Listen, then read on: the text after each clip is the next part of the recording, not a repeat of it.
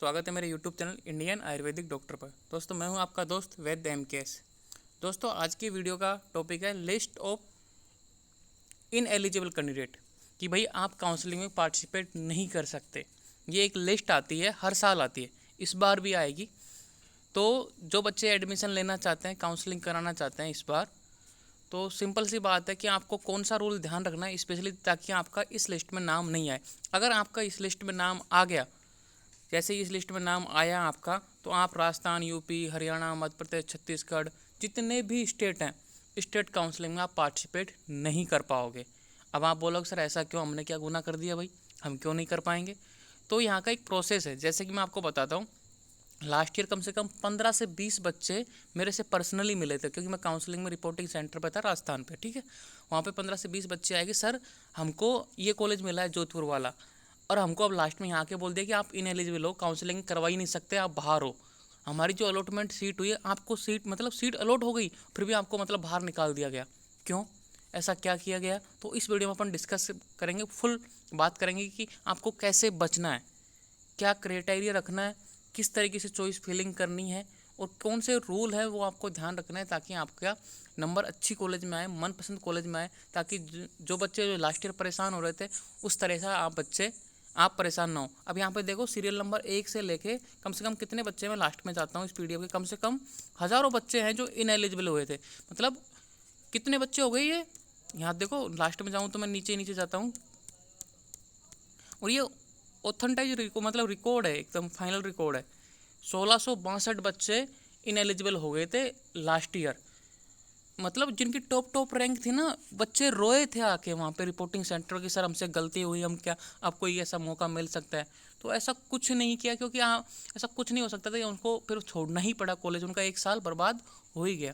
अब आप बोलोगे सर अब बात लंबी मत खींचो, पॉइंट पे आते हैं। तो सीधी सीधी बात है, पॉइंट पे आते हैं, शुरू से आ जाते हैं वापस। तो यहाँ पे देखो ये क्या था, सिंपल सी बात देखो ध्यान से।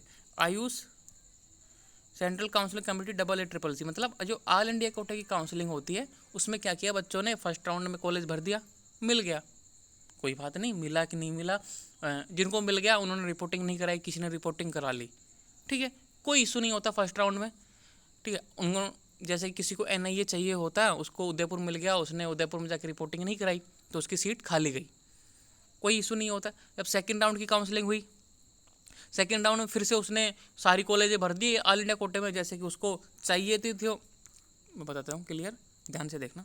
उसको चाहिए थी NIA, और उसने बहुत सारी कॉलेज भर दी। NIA तो लाख नंबर थे नहीं, उसने उदयपुर भी भर दिया, जोधपुर भी भर दिया, महाराष्ट्र की भर दी, UP की भर दिया, तो उसको नंबर के हिसाब से एक कॉलेज अलॉट हो गया। अब वहाँ से क्या होता है कि जैसा ही सेकेंड राउंड में कोई कॉलेज अलॉट हुआ आपको, ये रूल है, ध्यान से सुनना, जैसे ही ऑल इंडिया कोटे में सेकेंड राउंड में कोई भी कॉलेज अलॉट हुआ आपको, तो आपको वहाँ पे ज्वाइनिंग करना अनिवार्य है।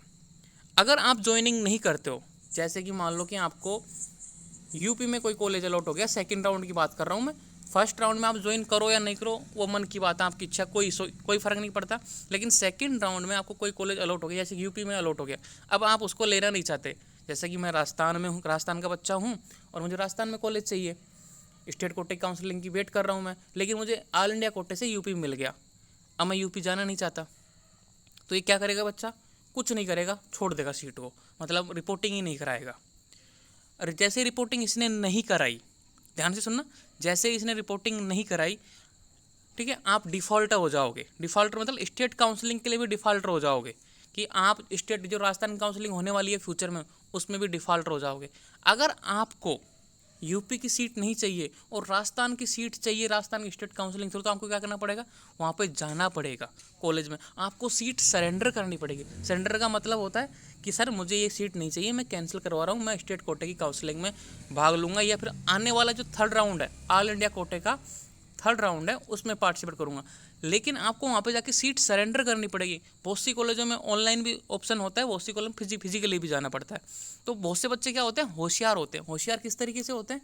उनको सीट मिल गई, जैसे कि UP, मैंने UP का एग्जाम, UP में सीट मिल गई, और उनको जैसे पता लगा कि मुझे राजस्थान में मिल जाएगी, तो UP जाते ही नहीं है। यहाँ पे सीट सरेंडर करना भी नहीं चाहते, सीट सरेंडर करने भी नहीं जाएंगे वो। सीट सरेंडर करना वहाँ पे लिखा होता है साफ साफ कि जैसे ही आपको अलॉटमेंट आता है, ठीक है, आपका रिपोर्टिंग का टाइम खत्म होता है या फिर रिपोर्टिंग के टाइम का ड्यूरेशन, या तो रिपोर्टिंग कराओ कि आप मुझे सीट लेनी है, तो बात ही खत्म, किसी सीट मिल गई तो आप टेंशन ही खत्म, आपको सीट मिल गई, रजिस्टर्ड हो गए। जैसे ही रजिस्टर्ड हुए तो आपको और काउंसलिंग से बाहर कर दिया जाएगा, मतलब राजस्थान की काउंसलिंग से, जितने भी स्टेट काउंसलिंग से बाहर कर दिया जाएगा, क्योंकि आपने सीट बुक कर दी। ये इसलिए करते ताकि एक बच्चा 2 से 3 सीट होल्ड ना कर पाए, एक बच्चे को एक ही सीट मिले।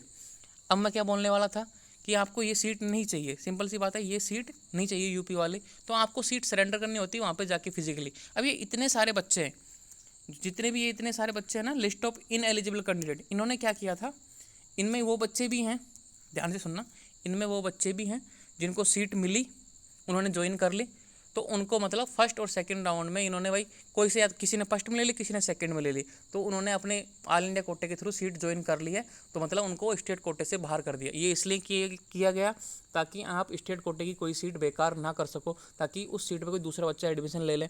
बहुत से बच्चे क्या होते हैं, ऑल इंडिया कोटे में भी सीट रिजर्व कर लेते हैं और फिर स्टेट कोटे में भी सीट रिजर्व करते हैं, तो एक ही बच्चा दो जगह सीट रिजर्व करता है, तो इसमें काउंसलिंग की परेशानी होती है। तो ये रूल बना दिया गया है कि जो बच्चा ऑल इंडिया कोटे से सीट रिजर्व कर लेता है, जैसे फर्स्ट राउंड में किसी ने फर्स्ट राउंड में ज्वाइन कर लिया, किसी ने सेकंड राउंड में ज्वाइन कर लिया, ठीक है, तो उन बच्चों को स्टेट कोटे की काउंसलिंग, राजस्थान, यूपी, हरियाणा, मध्य प्रदेश, छत्तीसगढ़, जितने भी स्टेट कोटे की काउंसलिंग है उनसे बाहर कर दिया जाता है। क्लियर, समझ में आया ना मैं क्या बोलना चाह रहा हूँ? देखो फिर से समझ लो, अगर ऑल इंडिया कोटे से आपको फर्स्ट और सेकंड राउंड में कोई कॉलेज मिल रहा है और आपने उसको ज्वाइन कर लिया है, तो सिंपल सी बात है कि आप जितने भी स्टेट हैं उन सभी काउंसलिंग से बाहर हो जाओगे ऑटोमेटिकली। क्लियर ही है पॉइंट? ठीक है।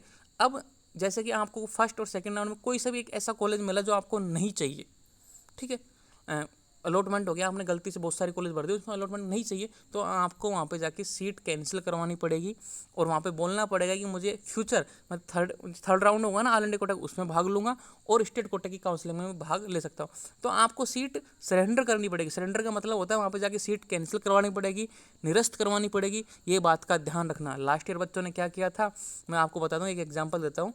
जैसे कि सेकेंड राउंड का रिजल्ट आया ऑल इंडिया कोटे का, सेकेंड राउंड का रिजल्ट आया, तो उन्होंने क्या किया, उनको किसी जैसे मोस्टली बच्चों को महाराष्ट्र में मिले थे, तो फिर इधर को राजस्थान का फर्स्ट राउंड का रिजल्ट आ गया, तो जो बच्चों को महाराष्ट्र में मिले थे ना, उनको राजस्थान में मिल गई।